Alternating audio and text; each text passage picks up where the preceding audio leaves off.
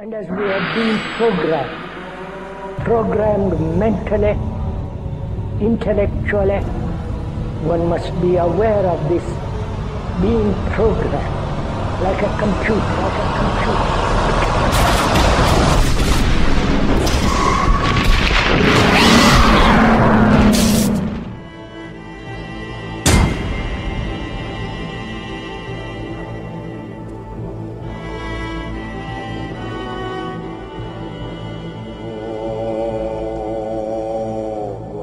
Merci, Monsieur le Président.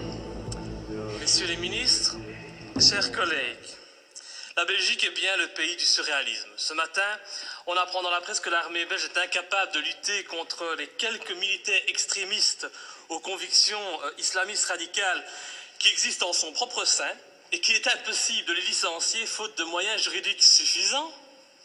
Et par contre, dans un même temps, nous décidons d'aider la France dans sa lutte contre le terrorisme en lui apportant une aide logistique pour son opération au Mali. Que ne ferions-nous pas pour lutter contre le terrorisme en dehors de nos frontières? J'espère juste que nous aurons bien veillé à ne pas envoyer pour cette opération antiterroriste au Mali ces fameux soldats belges islamistes. Je le dis sous la forme de l'humour, mais ce qui se passe actuellement dans le monde ne me fait pas rire du tout. Ça ne me fait pas rire car sans aucun doute, les dirigeants de nos pays occidentaux sont en train de pendre les peuples pour des imbéciles avec l'aide et le soutien de la presse, qui n'est plus aujourd'hui qu'un organe de propagande des pouvoirs en place. Un peu partout dans le monde, les interventions militaires et les déstabilisations de régimes deviennent de plus en plus fréquentes. La guerre préventive est devenue la règle. Et aujourd'hui, au nom de la démocratie ou de la lutte contre le terrorisme, nos États s'octroient le droit de violer la souveraineté de pays indépendants et de renverser des dirigeants légitimes. Il y a eu l'Irak et l'Afghanistan, ces guerres du mensonge américain, sont venues par la suite la Tunisie, l'Égypte, la Libye, où, grâce à vos décisions, notre pays a participé en première ligne à des crimes contre l'humanité pour renverser à chaque fois, des régimes progressistes et modérés et pour les remplacer par des régimes islamistes dont, et c'est quand même bizarre, la première volonté fut d'imposer la charia. Il en est de même actuellement en Syrie, où la Belgique finance honteusement l'armement des rebelles islamistes qui tentent de renverser Bachar al-Assad. Ainsi, en pleine crise économique, alors que de plus en plus de Belges ont des difficultés pour se loger, se nourrir, se chauffer ou se soigner, et oui, j'entends déjà le sale populiste que je suis, eh bien le ministre des Affaires étrangères, il a décidé d'offrir aux rebelles syriens 9 millions d'euros. Bien sûr, on tentera de nous faire croire que cet argent servira à des fins humanitaires, un mensonge de plus. Et comme vous le voyez, depuis des mois, notre pays ne fait que participer à la mise en place de régimes islamistes dans le nord de l'Afrique et au Moyen-Orient. Alors, quand on vient prétendre partir en guerre pour lutter contre le terrorisme au Mali, eh bien, j'ai bien envie de rire. C'est faux. Sous des apparences de bonnes actions, nous n'intervenons que pour défendre des intérêts financiers, dans une totale logique néocolonialiste. Il n'est véritablement pas cohérent de partir aider la France au Mali au nom de la lutte contre le terrorisme islamiste, lorsqu'au même moment, on soutient en Syrie le renversement de Bachar al-Assad par des rebelles islamistes qui souhaitent imposer la charia, comme c'est déjà le cas en Tunisie ou en Libye. Et il faut vraiment arrêter de nous mentir et de prendre les gens pour des imbéciles. Le temps est au contraire venu pour dire la vérité. En armant les rebelles islamistes comme les Occidentaux ont auparavant armé Oussama Ben Laden, cet ami des Américains avant qu'ils ne se retournent contre lui, eh bien les pays occidentaux en profitent pour implanter dans les nouveaux pays conquis des bases militaires tout en favorisant leurs entreprises nationales. Tout est donc stratégique. En Irak, nos alliés américains ont mis la main sur les richesses pétrolières du pays. En Afghanistan, ce fut sur l'opium et la drogue, toujours très utiles, pour se faire beaucoup d'argent assez rapidement. En Libye, en Tunisie, en Égypte ou encore en Syrie, le but fut et est encore actuellement de renverser les pouvoirs modérés pour les remplacer par des pouvoirs islamistes qui très rapidement deviendront gênants et que nous attaquerons sans vergogne sous prétexte de lutter, à ce moment-là encore, contre le terrorisme ou de protéger Israël. Et dont les prochaines cibles sont déjà connues. Dans quelques mois, je prends le pari que nos regards se tourneront vers l'Algérie et finalement vers l'Iran. Faire la guerre pour libérer des peuples d'un agresseur extérieur, c'est noble. Mais faire la guerre pour défendre les intérêts des États-Unis, faire la guerre pour défendre les intérêts de grosses sociétés comme Areva,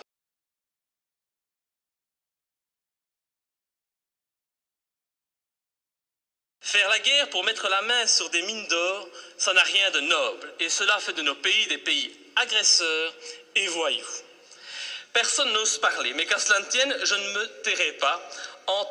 Et tant pis si ma lutte doit me faire passer pour un ennemi de ce système qui bafoue les droits de l'homme au nom des intérêts financiers, géostratégiques et néocolonialistes. Bafouer ce régime et le dénoncer, c'est un devoir et une fierté pour moi. Et sincèrement, et je m'excuse pour le vocabulaire populaire utilisé, j'emmerde tous les soi-disant bien-pensants, qu'ils soient de gauche, de droite ou du centre, qui sont aujourd'hui au basque de nos pouvoirs corrompus et qui se plairont à me tourner en ridicule. J'emmerde nos dirigeants qui jouent avec leurs bombes comme des gamins dans une cour de récréation. J'emmerde ceux qui prétendent être des démocrates alors qu'ils ne sont que des criminels de bas étage. Je n'ai pas beaucoup de respect non plus pour les journalistes qui ont le culot de faire passer les opposants pour des débiles mentaux alors qu'au fond ils savent très bien que ces opposants ont parfaitement raison.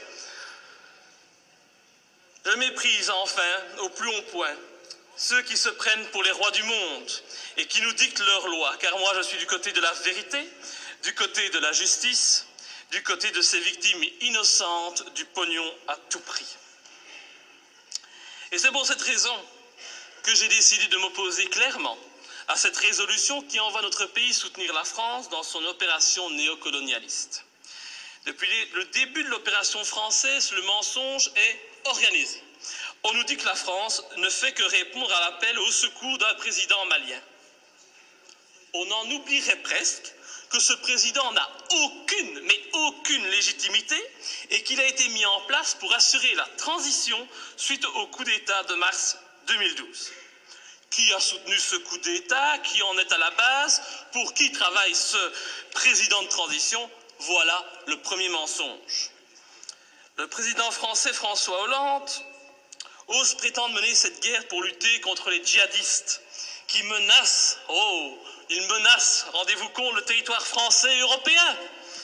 Mais quel vilain mensonge!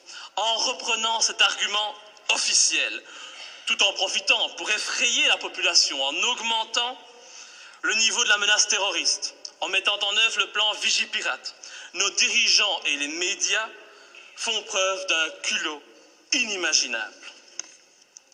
Comment peut-on oser sortir un tel argument alors que la France et la Belgique n'ont pas hésité à armer et soutenir les djihadistes en Libye et que ces mêmes pays continuent actuellement à soutenir ces djihadistes en Syrie? Ces prétextes ne servent qu'à cacher des desseins stratégiques et économiques.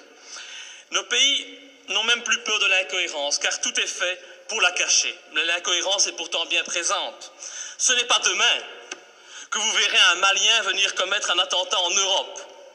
Non, à moins qu'on en crée un subitement pour mieux justifier encore cette opération militaire. On a bien créé le 11 septembre pour justifier l'invasion, l'arrestation arbitraire, la torture et le massacre de populations innocentes. Alors créer un terrorisme malien, bon, ça ne doit pas être trop compliqué pour nos dirigeants sanguinaires. Un autre argument utilisé pour justifier ces derniers mois les opérations militaires, c'est la protection des droits de l'homme. Ah, cet argument est encore utilisé aujourd'hui pour justifier la guerre au Mali. Mais oui, nous devons agir, car sinon les méchants islamistes radicaux vont imposer la charia au Mali, lapider les femmes et couper les mains des voyous. Oh, c'est vrai que l'intention elle est noble et salvatrice, c'est sûr. Mais pourquoi alors? Mais pourquoi, bon Dieu, nos pays ont-ils alors participé à l'accession au pouvoir en Tunisie et en Libye d'islamistes qui ont décidé d'appliquer cette charia dans ces pays qui étaient, il n'y a pas si longtemps de cela encore, modernes et progressistes. Je vous invite à demander aux jeunes Tunisiens qui sont à la base de la révolution de Tunisie s'ils sont heureux de leur situation actuelle. Tout cela, c'est de l'hypocrisie. L'objectif de cette guerre au Mali est très clair. Et puisqu'on n'en parle pas, je vais en parler. L'objectif, c'est de lutter contre la Chine et permettre à notre allié américain de maintenir sa présence en Afrique et au Moyen-Orient. C'est cela qui guide ces opérations néocolonialistes. Et vous verrez, quand l'opération militaire sera terminée, la France conservera bien entendu des bases militaires au Mali. Ces bases serviront aussi aux Américains. Et en même temps, parce que ça se passe toujours comme ça, des sociétés occidentales mettront la main sur des contrats juteux qui priveront de nouveau les pays recolonisés de leurs richesses et de leurs matières premières. Alors, soyons bien clairs, les premiers bénéficiaires de cette opération militaire, ce seront les patrons et les actionnaires du géant français Areva, qui tentent depuis des années d'obtenir l'exploitation d'une mine d'uranium à Faléa, une commune de 17 000 habitants située à 350 km de Bamako. Et je ne sais pas pourquoi, mais mon petit doigt me dit qu'il ne faudra pas longtemps pour qu'Areva puisse enfin exploiter cette mine. Je ne sais pas, c'est une impression que j'ai. Il est donc hors de question que je participe à cette colonisation minière, cette colonisation des temps modernes. Et pour ceux qui doutent de mes arguments, je les invite sincèrement à se renseigner sur les richesses du Mali. Le Mali est un grand producteur d'or, mais depuis peu, il a été désigné, comme étant un pays qui offre un environnement de classe mondiale pour l'exploitation d'uranium. Mais comme c'est bizarre, un pas de plus vers une guerre contre l'Iran, c'est une évidence. Pour toute cette raison, et afin de ne pas tomber dans les pièges du mensonge que l'on nous tend, j'ai décidé de ne pas soutenir cette intervention au Mali. Je voterai donc contre. Et ce faisant, je fais preuve de cohérence, puisque je n'ai jamais soutenu par le passé nos interventions criminelles en Libye ou en Syrie, me profilant de la sorte comme le seul parlementaire de ce pays à défendre la non-ingérence et la lutte contre les intérêts obscurs.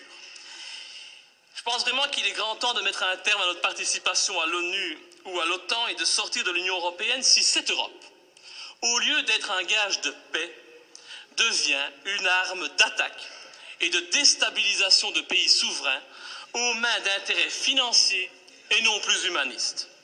Enfin, je ne peux qu'encourager notre gouvernement à rappeler au président Hollande les obligations qui résultent de la Convention de Genève en matière de respect des prisonniers de guerre.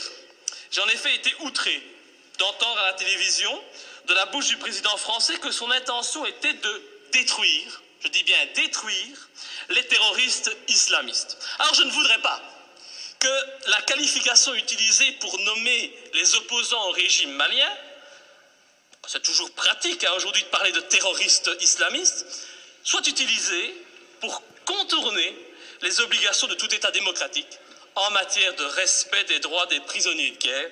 Nous attendons un tel respect de la patrie des droits de l'homme. Enfin, et pour terminer, permettez-moi de souligner la légèreté avec laquelle nous décidons de partir en guerre. Tout d'abord, le gouvernement agit sans la moindre autorisation du Parlement, il paraît qu'il en a le droit. Il envoie du matériel, des hommes au Mali. Le Parlement réagit par la suite, et quand il réagit, comme aujourd'hui, eh bien, cette institution n'est composée que d'un tiers de ses membres. Encore beaucoup moins si on parle des élus francophones. C'est donc une légèreté coupable qui ne m'étonne pas vraiment, venant d'un Parlement de toutous soumis aux diktats des partis politiques. Je vous remercie. Monsieur le ministre des Affaires étrangères.